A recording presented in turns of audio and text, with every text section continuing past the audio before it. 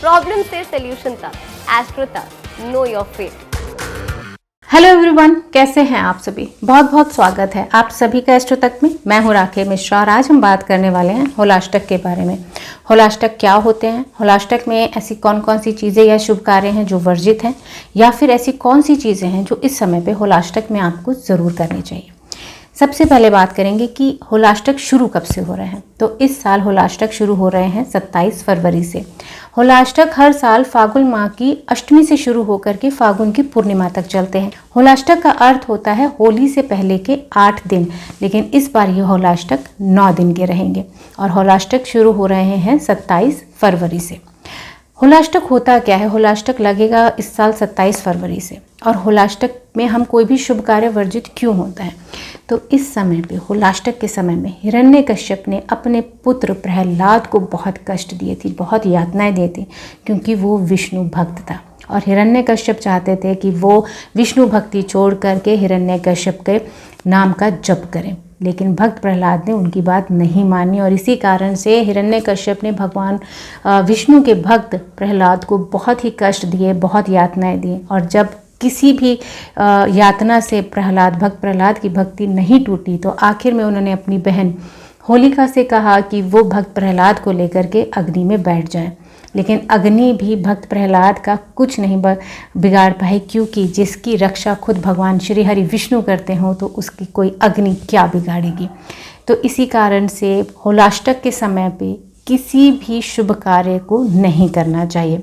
इसके साथ एक और कथा है जो बहुत ही ज़्यादा जानी जाती है। कहा जाता है कि इसी समय पे कामदेव ने भगवान शिव की तपस्या को भंग किया था, जिसके कारण के भगवान शिव ने कामदेव को भस्म कर दिया था। इसके बाद देवी रति यानी कि कामदेव की पत्नी ने भगवान शिव की आराधना की। इसी समय पे भगवान शिव की आराधना की और अपने पति के पुनर्जन्म का आशीर्वाद भगवान शिव से उन्होंने प्राप्त किया था। तो होलाष्टक के समय में 2 चीज़ें बहुत ही महत्वपूर्ण हैं। पहली ये चीज़ कि कोई भी शुभ कार्य होलाष्टक के समय में आपको नहीं करना चाहिए, क्योंकि इसी समय पे भगवान विष्णु के परम भक्त प्रहलाद को हिरण्यकश्यप ने बहुत कष्ट, बहुत यातनाएं दी थी। इसके साथ ही दूसरी चीज़, क्योंकि देवी रति ने इसी समय पे भगवान शिव की आराधना की थी, पूजा पाठ किया था, उनकी भक्ति की थी, तो आपको इस समय पे होलाष्टक के समय पे पूजा पाठ, आराधना, भक्ति, भगवान विष्णु की भक्ति, भगवान शिव की भक्ति ज़रूर करनी चाहिए। अब हम जानेंगे कि ऐसे कौन कौन से काम हैं, ऐसी कौन सी चीज़ें हैं जो आपको होलाष्टक के समय में करने से बचना चाहिए। जिसमें सबसे पहले अगर हम बात करें तो इस समय पे होलाष्टक के समय आपको शादी विवाह से बचना है, मुंडन संस्कार नहीं कराने हैं। इसके साथ ही अगर नामकरण संस्कार का कोई समय आप तय करना चाहते हैं तो होलाष्टक के दिनों में आपको नामकरण संस्कार भी नहीं करना है। इसके साथ ही अन्नप्राशन भी आपको इस समय पे होलाष्टक के समय में नहीं करना चाहिए, क्योंकि किसी ऐसे समय में किसी भी तरह के शुभ कार्य के परिणाम शुभ नहीं हो पाते हैं, तो इसलिए इन समय पे शुभ कार्य करने से बचना चाहिए। इसके अलावा अगर आप कोई वाहन खरीदना चाहते हैं, गाड़ी खरीदना चाहते हैं, घर खरीदना चाहते हैं, तो होलाष्टक के समय में आपको ये चीज़ें नहीं खरीदनी चाहिए, क्योंकि इस समय पे वातावरण में नकारात्मक ऊर्जा का प्रभाव बहुत ज़्यादा होता है और ग्रह भी अपनी उग्र अवस्था में होते हैं, तो ऐसी चीज़ें करने से हमें बचना चाहिए।